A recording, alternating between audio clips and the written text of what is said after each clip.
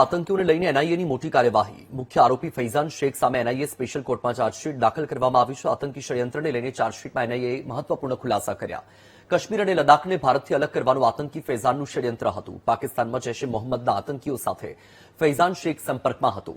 સાંપ્રદાયિક તણાવ અને ટાર્ગેટ કિલિંગનું કાવતરું રચતા હોવાનો પણ ખુલાસો થયો। ગુજરાત એટીએસે 25 જાન્યુઆરી 2025ના રોજ આતંકી ફૈઝાન શેખની ધરપકડ કરી હતી। બાદમાં માર્ચ 2026માં એનઆઈએ આતંકી ષડયંત્રના મૂળ સુધી પહોંચવા માટે તપાસ સંભાળી હતી। તપાસ દરમિયાન ઉત્તર પ્રદેશમાંથી હથિયાર અને જીવતા કારતૂસ પણ જપ્ત કરવામાં આવ્યા હતા। સોશિયલ મીડિયા મારફતે યુવાનોને કટ્ટરપંથી બનાવવાનો પ્રયાસ કરતો હતો। વધુ માહિતી આપી રહ્યા છે સંવાદદાતા અનિતા પટણી। અનિતા, ગુજરાતમાંથી ઝડપાયેલા આતંકીઓને લઈને એનઆઈએ દ્વારા મોટી કાર્યવાહી કરવામાં આવી છે, શું માહિતી?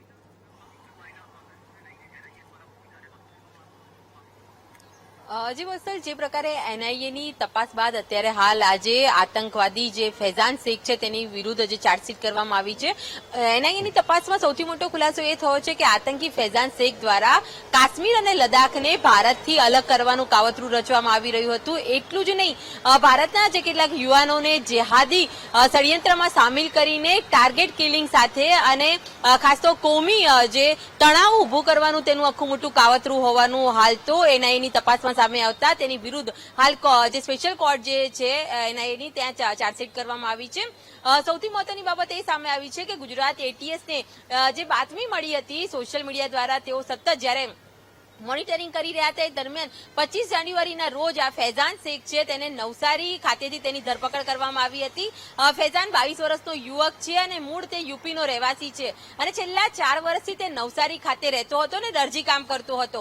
પરંતુ તેના જે સોશિયલ મીડિયા એકાઉન્ટ જે છે, જેમાં ઇન્સ્ટાગ્રામ, વોટ્સએપ અને જે પ્રકારે જે ટેલિગ્રામ, આ ત્રણેય જેટલા જે ઇન્સ્ટાગ્રામની અંદર જ્યારે એટીએસ વોચ કરી રહી હતી એ દરમિયાન તેના કેટલાક શંકાસ્પદ પોસ્ટ સામે આવી હતી અને એટલું જ નહીં, તે પાકિસ્તાનના એક જે હેન્ડલર જે છે મોહમ્મદ અબુ બકર તેના સતત સંપર્કમાં હતો। અબુ બકર દ્વારા તેને ટાસ્ક આપવામાં આવતો હતો। આ ઉપરાંત જે પોસ્ટ કરી હતી તે પણ જેહાદી પ્રવૃત્તિ સાથે સંડોવાયેલી હોવાનું સામે આવ્યું હતું, કારણ કે તેને જ્યારે પોસ્ટ કરી હતી તેમાં જે નકશો જે હતો કાશ્મીરનો, જ્યાં તિરંગાનો જે લાલ કિલ્લા પર નકશો હતો તે તેને બ્લેક કલરનો જે ઇસ્લામિક નકશો બનાવી દીધો હતો અને ત્યારબાદ ત્યાં ઝંડો ફરકાવવામાં આવ્યો હતો। એટલું જ નહીં, લદ્દાખને લઈને તેને પણ કટ્ટરવાદી જે પોસ્ટ કરી હોવાનું સામે આવ્યું હતું અને કેટલાક જેહાદી વિડીયો પણ તે અપલોડ કરતો હોવાનું ખુલ્યું હતું।